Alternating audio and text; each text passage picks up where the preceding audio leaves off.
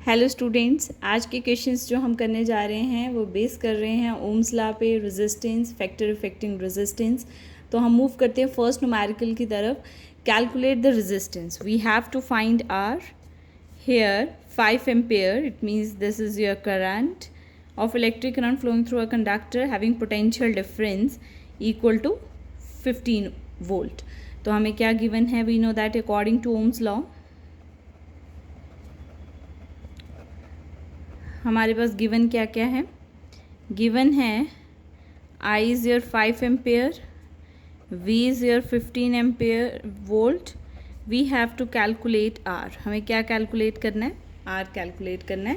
According to Ohm law V is equals to I R. We have to find R, तो R इस तरफ लिखेंगे तो ये आई जो है ये वी के नीचे चला जाएगा, वी अपॉन आई। वी कितना गिवन है हमें? 15 वोल्ट अपॉन करंट कितनी गिवन है? 5 एम्पेयर, तो दिस वुड बी 3। रेजिस्टेंस का यूनिट क्या है? ओम। तो आर हमारे पास कितना आ गया? 3 ओम।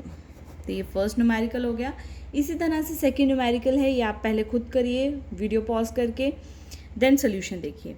If the potential difference between the two terminal is your 220 volt, potential difference 220 volt है। करंट जो है that is your 5 ampere, what would be the resistance? We have to find R. Same वैसा ही है, तो आप खुद करेंगे पहले। गिवन हमारे पास क्या है? V is your 220 volt, current I is your 5 ampere. You have to find R. According to Ohm's law, V is equals to IR. तो R find करना है, तो R is equals to V upon I. V is your 220 divided by 5. 5 4 is 20, 2 and then 44. तो R का unit क्या है?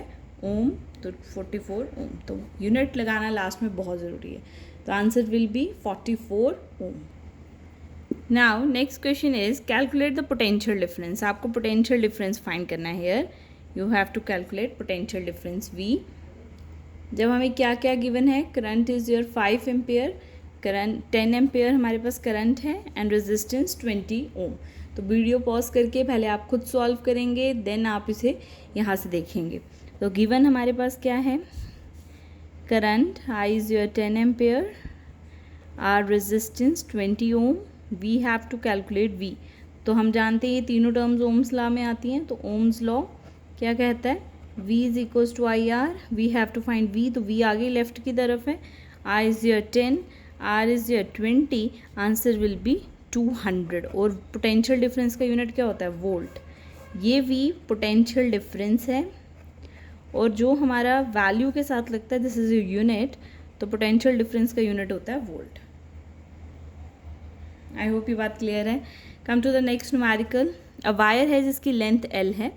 अब एक लेंथ की बात हो रही है, इट मीन्स अब ये फॉर्मूला नहीं लग सकता। एक वायर है जिसकी लेंथ L है, रेजिस्टेंस R है, उसको हमने स्ट्रेच किया और उसकी लेंथ डबल हो गई, मीन्स L डैश नई लेंथ जो है पुरानी वाली के डबल हो गई, और area of cross section half हो गया, और नया एरिया ऑफ क्रॉस सेक्शन पुराने वाले से हाफ हो गया, A/2। We have to show that what will be the resistance. Resistance में कितना चेंज आया? हम जानते हैं, वी नो दैट हमारे पास रेजिस्टेंस का फॉर्मूला एक और है, ρL/A। अब हमारे पास ये जो लेंथ है, नया रेजिस्टेंस क्या हो गया? Resistivity remain same. लेंथ जो है न्यू वाली उसको हम लिखेंगे L डैश, और एरिया को लिखेंगे A dash. But L dash 2L के बराबर है, तो हम इसे 2L और एरिया को A/2 लिख सकते हैं। ये 2 ऊपर मल्टीप्लाई होगा तो क्या बन जाएगा? ये 2 ऊपर मल्टीप्लाई क्या हो जाएगा? 4L/A। तो R डैश क्या हो गया? 4 ρL/A। तो आप देखिए यहाँ ध्यान से, ρL/A तो हमारा किसके इक्वल होता है? R के इक्वल। तो यहाँ पे ये ρL/A हम किसके इक्वल लिख सकते हैं? R के।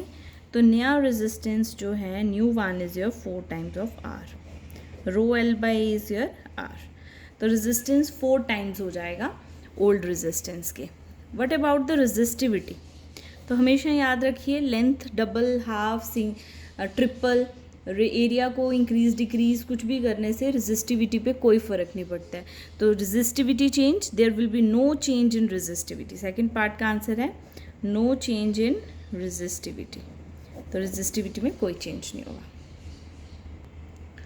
Now this one is your next numerical. If the length of material changes 4 time, अगर लेंथ को हमने 4 टाइम कर दिया means new length will be 4 time of old one. And area changes 2 time, और एरिया जो है वो 2 टाइम हो गया पुराने वाले एरिया के. बताइए रेजिस्टिविटी को क्या होगा. तो जल्दी से वीडियो पॉज करके सॉल्व करिए. What about the resistivity.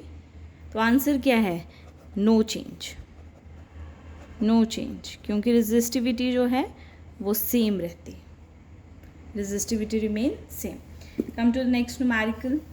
3 resistors of 3 ohm each. हर एक रेजिस्टर जो है वो 3-3 ओम का है. This is a symbol for resistance of the resistor. तो तीनों का रेजिस्टेंस 3-3-3 ईच है. उसे 3 वोल्ट की बैटरी के साथ कनेक्ट किया. जैसा कि फिर बताइए करंट क्या होगी. तो इन दिस गिवन क्या है यहाँ पे R1 is your 3 Om, R2 भी क्या है 3 ओम, R3 भी क्या है 3 ओम. ये तीनों 3-3 ओम है. और पोटेंशियल डिफरेंस जो है वो आपके पास कितना है 3 volt. You have to find current. तो रेजिस्टेंस इन सीरीज़ का फॉर्मूला क्या होता है. R series is your R1 plus R2 plus R3. तो हमारे पास क्या आ जाएगा 3 + 3 + 3. तो आंसर विल बी 9. रेजिस्टेंस का यूनिट ओम.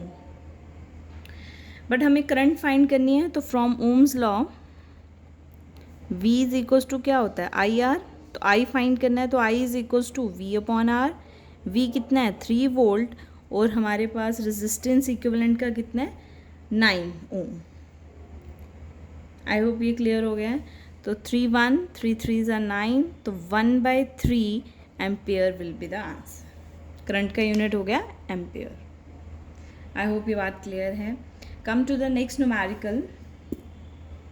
अब हमारे पास 3 रेजिस्टर्स हैं. ईच रेजिस्टेंस का रेजिस्टेंस 3 ओम है. 3 वोल्ट की बैटरी के साथ कनेक्ट किया. फिगर शो कर रही है कैसे कनेक्शंस हैं इसके.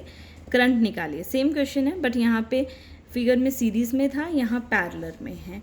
बट आपने जो फिगर्स की हैं, जो क्वेश्चंस पढ़े थे, उसमें अगर हम देखें तो 3 ओम जो है, ये 3 ओम ये इन दोनों से पैरेलल है. बट ये दोनों आपस में एंड टू एंड कॉम्बिनेशन है. तो ये दोनों आपस में कैसे हैं सीरीज़ में. तो पहले हम इसे सॉल्व करेंगे. सीरीज़ का फॉर्मूला होता है R1 + R2 + R3 so on. तो यहाँ 2 ही हैं तो फॉर्मूला होगा R1 + R2. 3 + 3 हमारे पास क्या हो जाएगा 6. इट मीन्स इस फिगर को हम इस तरह से बना सकते हैं. ये रेजिस्टेंस है, ये 3 ओम है. और हमने जब इसे सॉल्व किया सीरीज़ में 3 और 3 6, तो ये हमारे पास आ गया 6 ओम. और बैटरी जो है वो हमारी 3 वोल्ट की से लगी हुई है. आई होप आपको समझ आ गया. अब ये 3 और 6 आपस में कैसे हैं.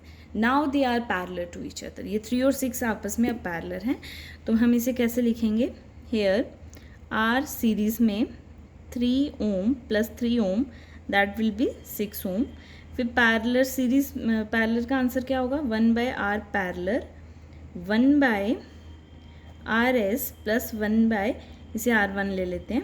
तो वो हमारे पास क्या होगा 1/6 + 1/3. ये 3 और ये 6. तो एलसीएम क्या आ गया हमारे पास. जिन्हें नहीं आता एलसीएम लेना वो देखिए. 6 और 3 3 2 1 2 1 1. तो एलसीएम क्या आ गया 6 6 1 + 2. तो क्या आ गया 1/RP का आंसर आ गया 3/6. ये 1/RP का आंसर है. हमें फाइंड किसका करना है RP का. तो RP का आंसर क्या हुआ 6/3. तो answer will be 2 ohm. But हमें रेजिस्टेंस फाइंड नहीं करना था, हमें फाइंड करनी थी करंट. तो रेजिस्टेंस फाइंड करने के बाद अब हम ओम्स लॉ से करंट निकालेंगे. तो from Ohm's law we know that V is equals to IR. तो हमें I निकालना है. तो I is equals to V/R. V is your 3 volt. R is your 2 ohm. पूरे रेजिस्टेंस, इस पूरे का रेजिस्टेंस कितना आ रहा है 2 ओम. तो आंसर विल बी 3/2 एम्पेयर. तो आंसर क्या आ गया 3/2 एम्पेयर। कुछ स्टूडेंट यहाँ मिस्टेक कर लेते हैं, इसको रेसिप्रोकल नहीं करते तो सारा क्वेश्चन गलत हो जाता है। आई होप ये न्यूमेरिकल्स आपको क्लियर हैं। इन्हीं के बेसिस पे न्यूमेरिकल आपको बोर्ड के एग्जाम में आएंगे इन तीनों टॉपिक से, that is your resistance, factor affecting resistance and Ohm's law. तो इन क्वेश्चंस को बहुत अच्छे से प्रिपेयर करिए ताकि इस टाइप का कोई भी क्वेश्चन आए तो आप उसे सॉल्व कर सकें। All the best students, like share and subscribe.